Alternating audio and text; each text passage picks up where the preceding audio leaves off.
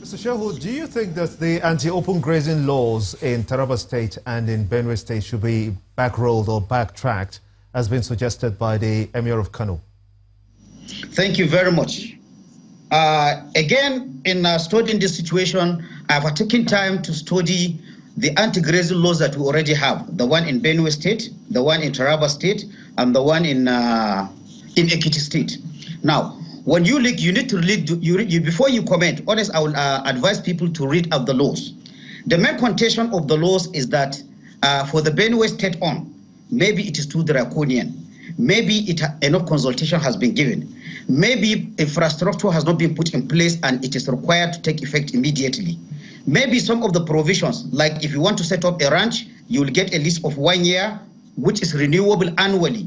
Now, gentlemen, looking at the average cost of setting up a ranch, I don't think it will make any economic sense for any businessman, whether a Fulani man or a thief man who wants to set up a ranch, to go and invest that amount of money only on the guarantee that he has a lease for 1 year and which could be renewed or not renewed at the wish of the state government.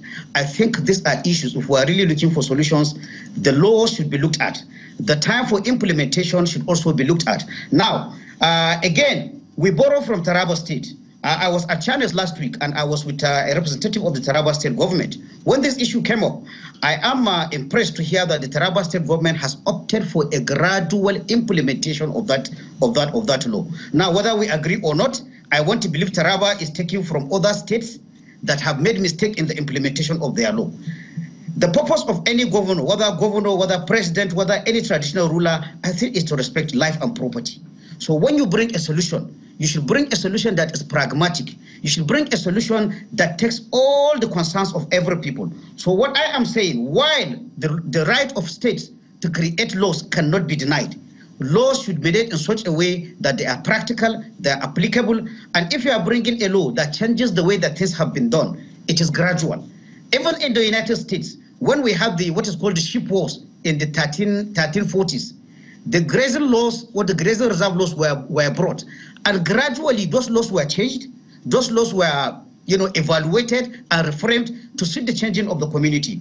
So my humble request to any governor who has enacted or he's about to enact such laws is to bring solutions that are feasible, solutions that are durable, solutions that take the concerns of both the farmer and the herdsman. In my own opinion, the farmer cannot make the herdsman to disappear.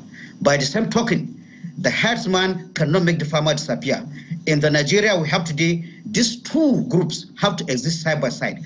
It is the function of government, whether a state or federal government, to ensure that when laws are made, the laws take the interest of both these sides for continuity, for peaceful coexistence. That's all I have to say. Mr. Shehu, let's talk about the strengths of these laws, because they went through the normal process and they were not instituted just like that out of the open.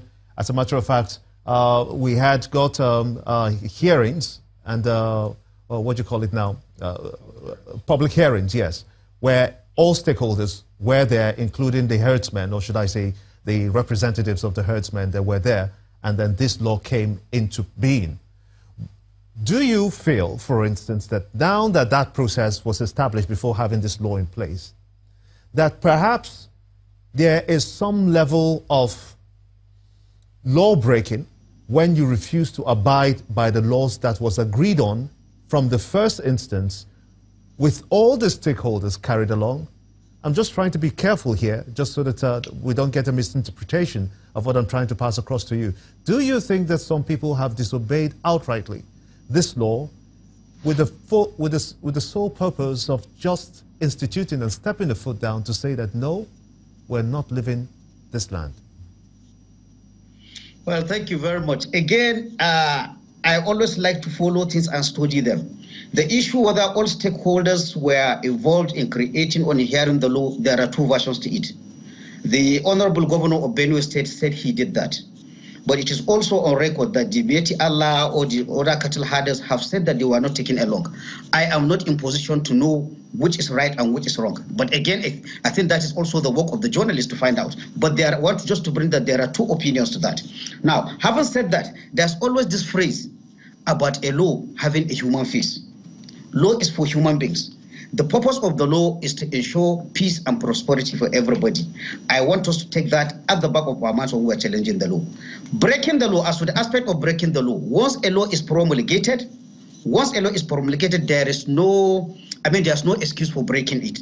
But again, I want to say, I think both in Taraba and Benue, I'm not sure of Ekiti, the law as it is has been challenged in court. And I think that is the honorable and the decent thing to do.